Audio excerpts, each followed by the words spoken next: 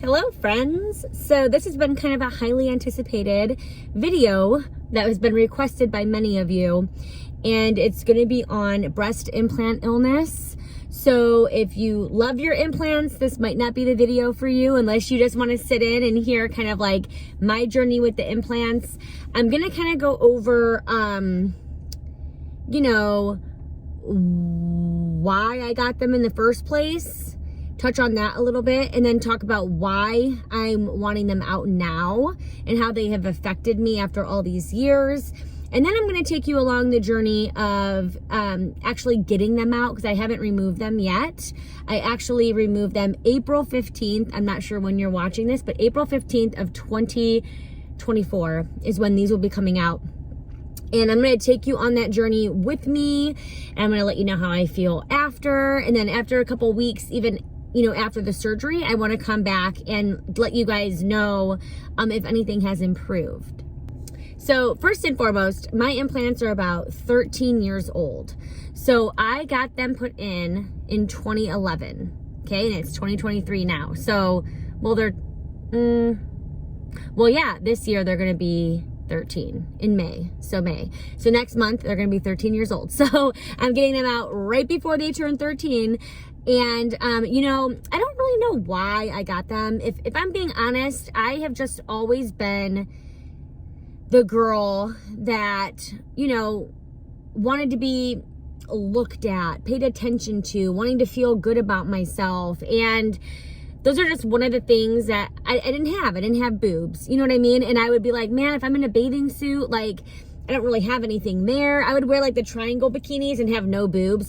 But back then, the triangle bikinis were the in thing. And I was young and dumb and didn't really understand that, like, pick a suit that is going to accentuate your little boobs. You know what I mean? Like, pick just like a bra looking one with some pad underneath, or go ahead and pull it flat, but don't have triangles. You know what I mean? Like, there's something out there that will make you look good, whether you are flat, have a little bit, or have a lot of it, right? Like, there's something out there for everybody. And just when I was that young, I didn't know. And I thought boobs were the answer. I was an NBA dancer. I danced for the Cleveland Cavaliers. And again, I did not want to be small chested. Like, they wanted you to have big boobs, So like, it was just a lot of society, really. And, I get asked all the time, do I regret it? If I could turn back time, would I still get them? And that's a hard question for me to answer, but I do want to try to answer it if I can, because I have been asked a couple times. Do I regret it? Yeah, a little bit. I regret it a little bit just because of what I have to go through now. And, I have very, very bad anxiety. I was born with anxiety. I came out of the womb with anxiety, okay? So for me, when I was young, I wasn't thinking of the whole, you have to get them redone every 10 years, right? You really do. Like, they're not supposed to last a lifetime. You can make them last longer, but then you can gain problems like I have gained, right? So you're not supposed to. They're supposed to be redone every 10 years. And I was like, well, that's fine. 10 years from now, I'm going to be making all this money. And 10 years from now, I'm going to not even blink to get them redone again. But what I wasn't thinking about was how anxious I get going under anesthesia. Like, the anxiety that gives me, like, I have 3 kids and I'm like terrified to go under. And I know that I would probably die more in a car accident than I would going under. Like, I do know the statistics, but still it's in my head. I do not like it. And to make myself go through that every 10 years as I'm getting older, like, I'm about to be 40. Then I'm going to go under surgery again at 50 and then again at 60, right? Like, no, I don't want to be going through all that. Like, I want to go under surgery if I need to, right? I don't want to keep electing to go under surgery. So if I could take that back, yes, I absolutely would. So going back to, like, if I could go back in time, would I change getting them? And this is just really hard because, like, I did enjoy my boobs, okay? Like, they did serve the purpose of making me feel better, feeling like I was seen more. Like, it did do all those things for me. Like, it served its purpose during that time. Does that make sense? But now I could give 2 craps if I have big boobs or not. You know, like I really don't care about that. And now I look at pictures, to be honest, and there's a picture of me, and you know what? If I can put it on this screen somehow, some way, when I edit this video, I'll put it right here. But if I can't, let me just explain it to you. I was on vacation just a month ago, or no, not a month ago, sorry, 3 months ago, time flies. 3 months ago, I was on vacation, and I was in a bathing suit cover up, and I was getting my picture taken.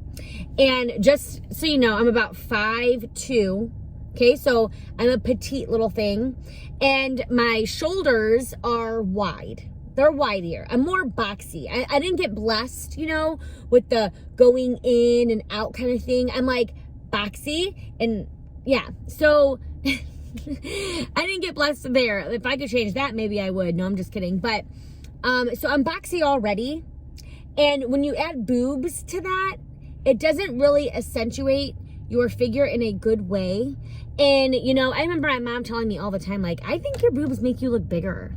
And I'm like, what? No, they don't, because you actually see my stomach going in now from my boobs, whereas before I was like, you know, I was just flat and big. There was no like curve. I thought it would add curve, but what it did is, like, if I turn to the side now, which I'm not gonna really, you're not gonna be able to see, I'm in a black shirt, but just bear with me here. Here's my back, right? And here's my boob. So it's gonna make me look bigger than if I was flatter, right? Does that make sense? So like I did add more depth up here, and I apologize, I'm in my car, you guys, but sometimes this is the only time I get. I have 3 kids and I'm on my way somewhere, so I didn't get to have a fancy background behind me and give you guys this beautiful video, but the video is gonna serve its purpose. So anyways, I just feel like I looked at a picture when I was on vacation and I was like, oh God, no. Oh, that looks awful. I look big. Like I look like this big giant football player with big boobs. And I was like, no, I don't want them. No, I look bad, and I wanted to be small, and I want to look small. So people ask, like, are you going to be sad when you get them out? And no, I don't think I am. Like, I look at pictures of women now, and you know, the whole like business woman aesthetic where they have like the really low cut shirt, you know, I could never do that. I'd be called a slut, a whore, whatever, with my big boobs. But since they're nice and flat, it actually looks businessy, right? Like, so I feel like at this point in time versus when I got them done, small boobs are in, right? And if you're thinking about getting your boobs done, like, again, this is not to talk you out of it or anything, but like the times have changed, and I feel like a lot of the models now are flatter chested. Like everything is more smaller boobs now, everything I see, and I'm like, I like that. I like this look, right? Whereas back in the day when I was getting them done, it was like Pam Anderson and her big boobs and everyone's big boobs, and so like it was just different. So I'm ready mentally to get them out, okay? I don't know if that answered the question of if I could go back, if I would change it. I feel like I would, you know, and I hate to say that, but I feel like if I could go back knowing now what I knew then, I wouldn't get them done, because it would save myself thousands of dollars and lots of anxiety going under anesthesia, and I would be less scars, right? Which I do want to touch base on that too, because when I got my boobs done, I went in through my belly button, so I have no scars. So it was always funny, like, you think my boobs are fake? Show me where the scar is. Just kidding. But I had no scars. So it was like in my belly button, they were placed in there. But now to get them removed, I'm going to have a scar underneath my boob, which if I don't even have a boob, like how you're probably gonna be able to see them, right? And then I'm also gonna have a scar going up to my nipple as well, because I think I'm gonna get a lift, because I was a and I didn't fill my A, by the way. And I went to a small to medium C. So what I can picture is once I get them out, I'm just gonna have flapjack saggy skin. And I'm like, that ain't gonna work for me. So we're gonna have to kind of push it up a little bit and try to make them perky again. So that's kind of where I'm at with that visually. Now let's talk about more of what I have been experiencing and what has even got me thinking about breast implant illness. So let's rewind to when I first started just wanting smaller boobs. I started looking into this breast implant illness thing, and I was seeing, you know, all the symptoms for breast implant illness. And I'm like, these are all everyday symptoms. Like, everybody has these symptoms. Everybody. One way or another, they have them. And men have these symptoms. And, you know, like, they don't have breast implants and they still have these happening to them, right? They're very, what's the word? They're very, like, depression, anxiety, back pain. You know what I'm saying? So it's all things that happen to everybody every day. So it was really hard for me to be like, I don't really think this is a thing, right? So I just kept them in. It was what it was until I would say about 2 years ago is when I really have stepped back and started thinking, seeing things come into play about my health. And I would say the first thing I started noticing, where's my little cheat sheet here? Hold on. What can I start with? Well, okay.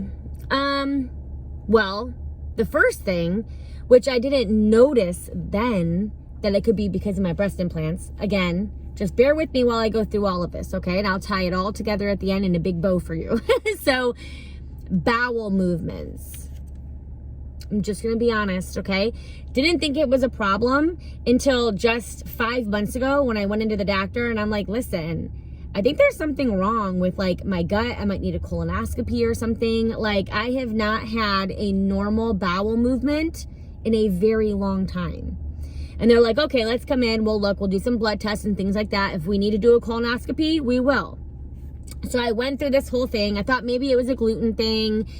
They found out that I was dairy intolerant. Okay.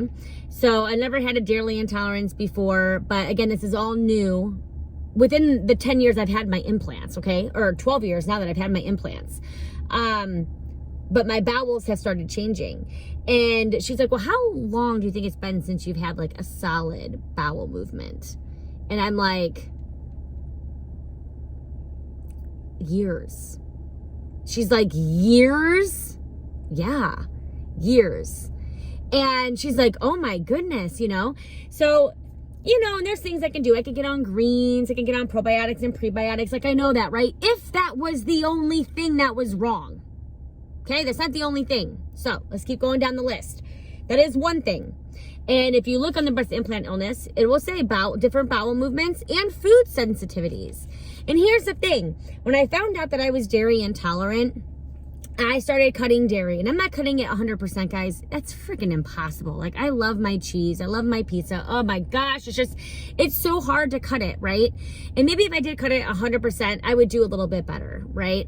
But who's to tell that the breast implant illness didn't start giving me this sensitivity to dairy, right? Like, we don't know, and we will probably never know until I get them out, right? So who knows what it is, but it's a problem. But here's the thing, is I've realized days that I don't eat dairy. So I went to Starbucks the one day and I got a chai latte with oat milk, right?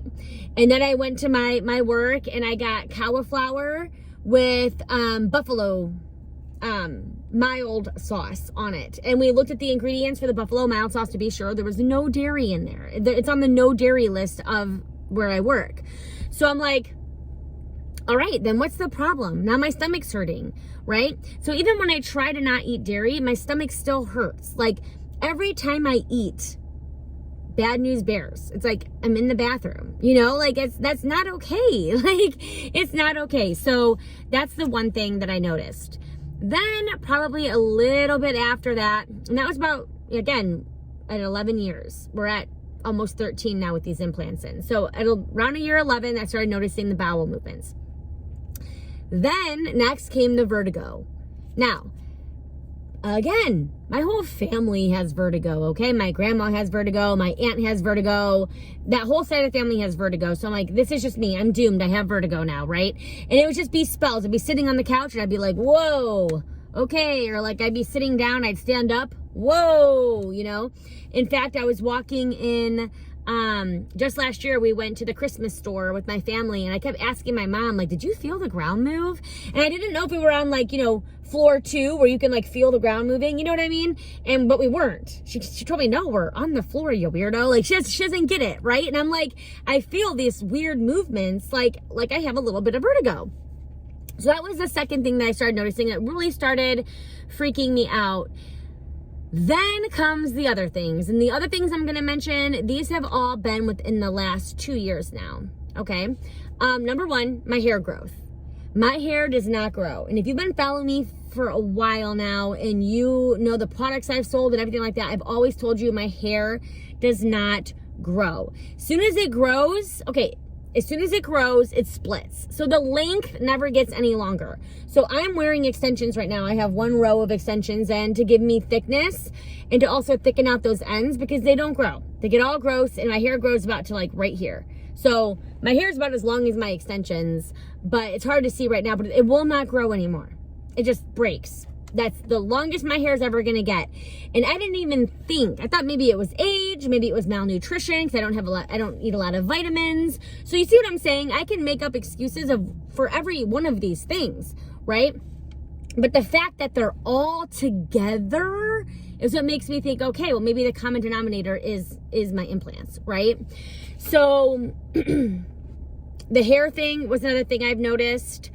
I started noticing my anxiety increase drastically in the last 2 years.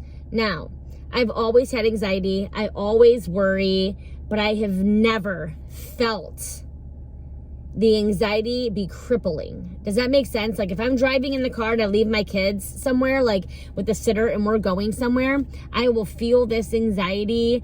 It turns more into a panic now. And it's that then I have a panic attack and I'm sweating and I can barely come out of it. And it is no good. It's bad news. Like the anxiety has just increased drastically. And that is a thing. They said that when you have breast implant illness, your body is attacking your implants, right? So I want you to think of someone who has cancer. If someone who has cancer has anxiety or depression naturally and then gets cancer, when your body is not healthy, it increases those things. What do you call them? Mind or not mind? I can't even think of words. See, this is the other thing I'm going to tell you about in a minute, where I can never like think of my words I'm trying to use, but it increases people that have anxiety and depression, whatever. It just increases that. Or people who have ADHD, it increases it, right? So like my anxiety has just been off the charts for 2 years, like way off the charts. And when I found out that it could definitely put a spike to my anxiety, I'm like, well, maybe that makes sense, right?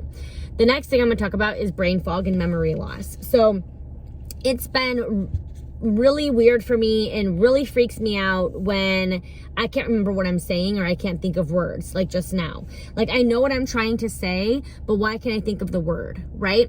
And people will laugh and be like, it's old age, you have tons of stuff on your mind, you know, blah, blah, blah, blah. And I'm like, yeah, but someone asked me where my kid went to school and I could not think of his school name. Like I literally blacked out. I felt like a dummy. I was like, he's in preschool. Like that was my answer.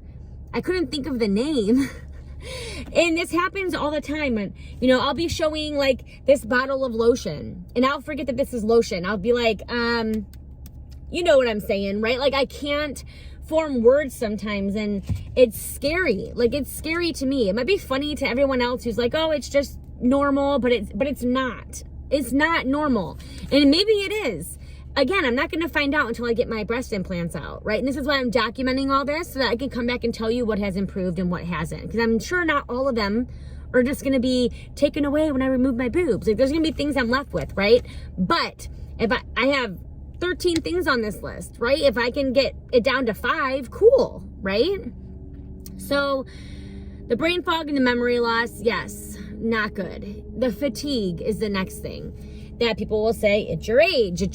And guys, this is a thing. Like people have excuses for everything. You have to follow how you're feeling. So I get so tired so easily, like where I could sleep. And I'm not a napper. Okay. And I have a 82-year-old grandmother who still gets around. Okay. So like tired is not in my family's name. Okay. Like we are go, go, go.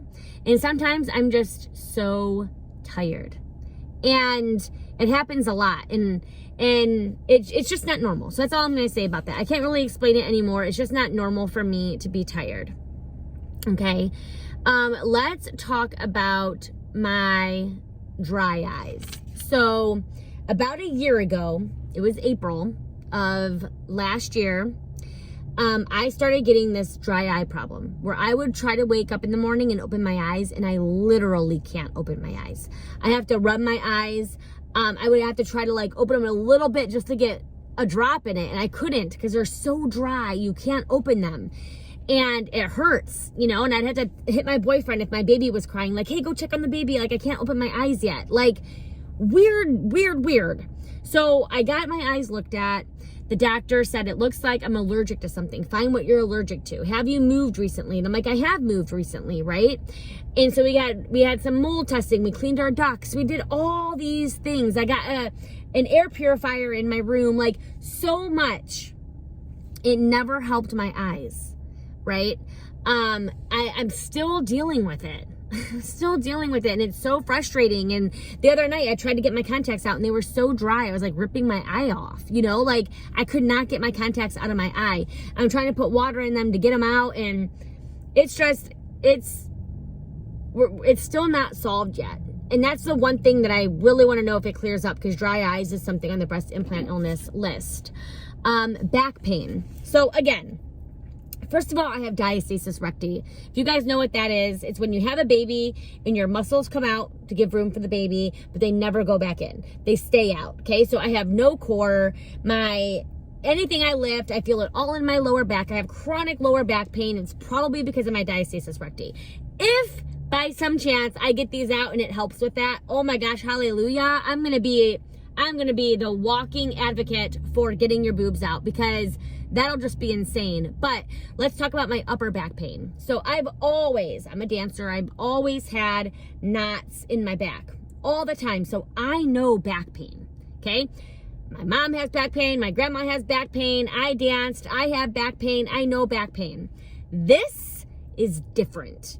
This is like crippling back pain. Like I go to turn, I'm like, oh my gosh, I can barely pick up my child. I can feel it, and it's like a I don't want to say pooling. It's like a stabbing, crunchy kind of feeling. And you know, when I mentioned that to my doctor who's going to be removing my implants, she explained to me that I have a grade 3 capsular contracture in my left boob.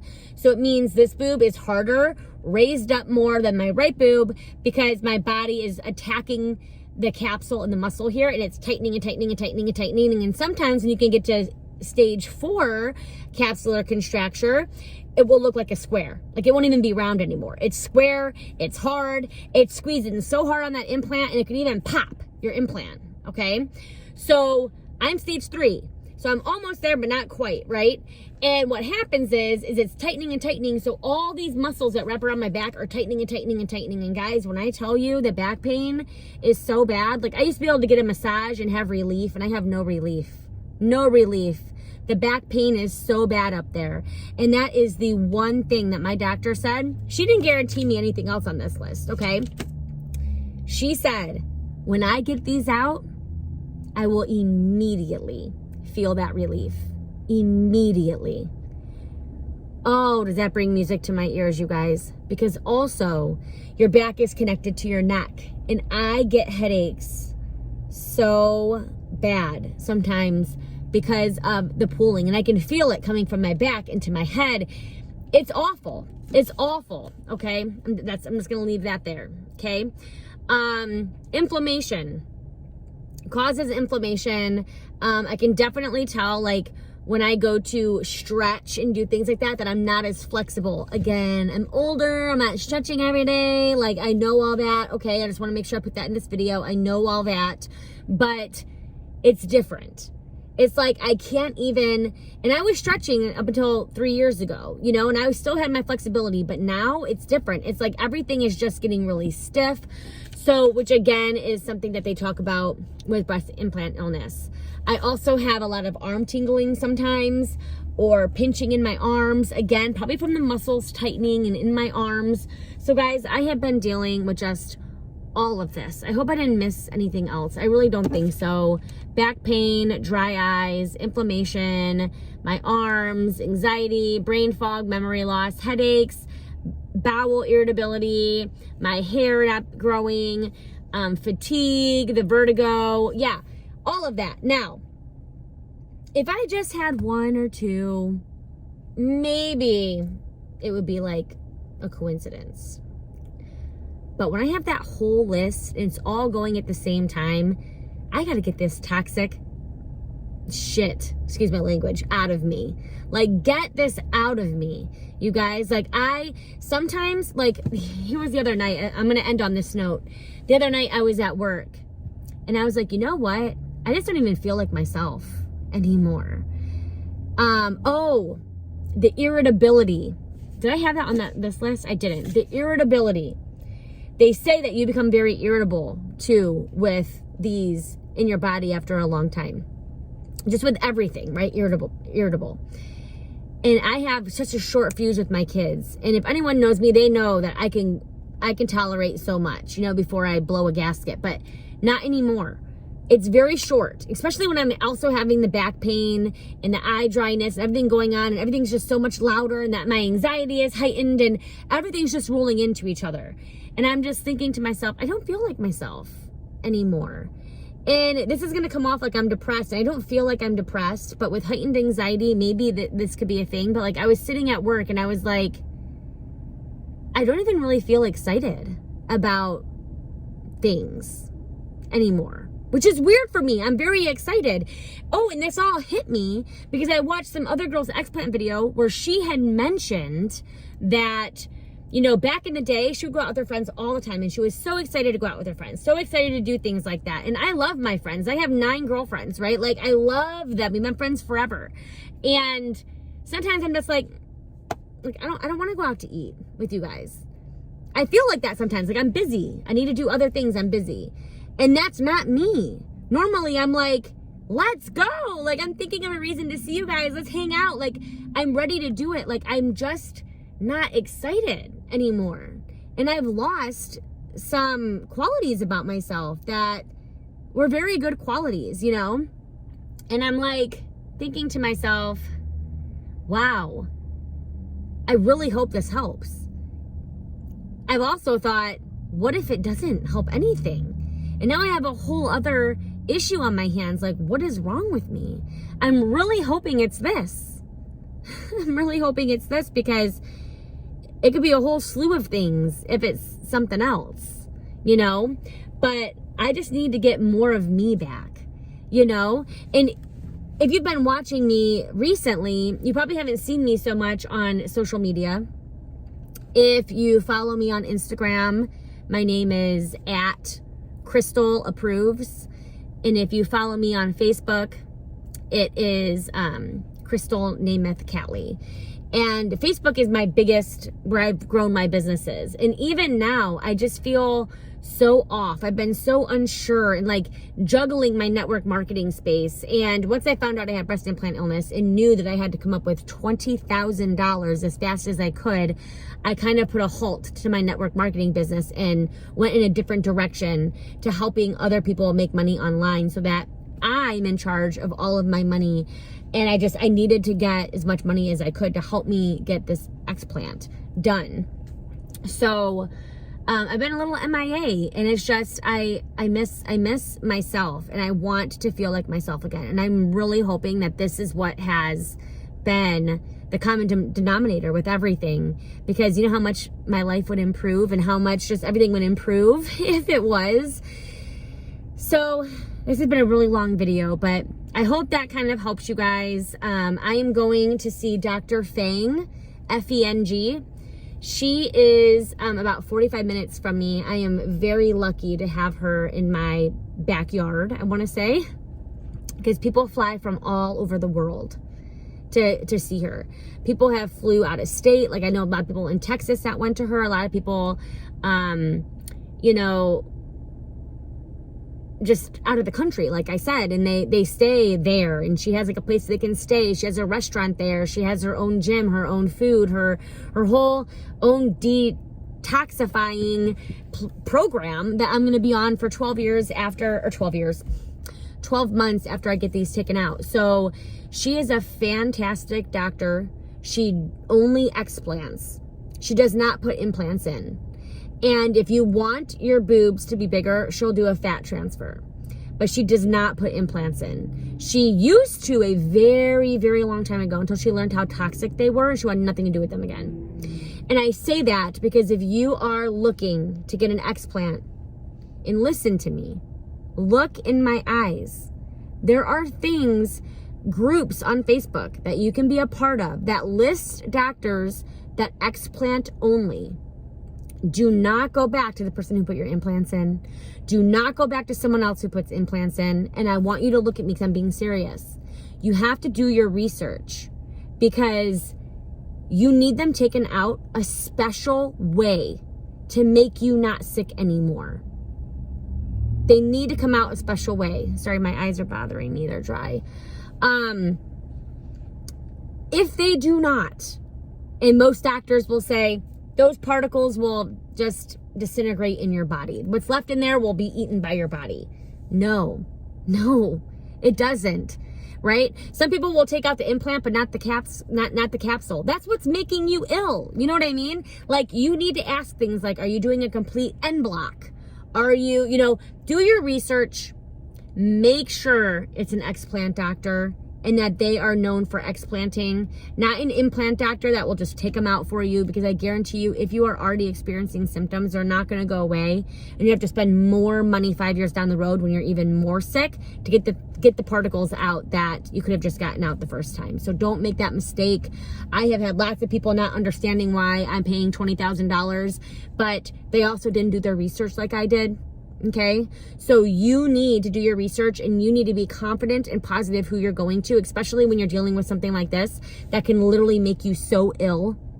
People have gotten cancer from their implants. It has been proven. It's called like ADLD or ALCL. Oh my God, I don't know what it's called, but I don't have that I know of. I know I'm going to be getting some blood work done, but they're very dangerous the longer that they're left in your body.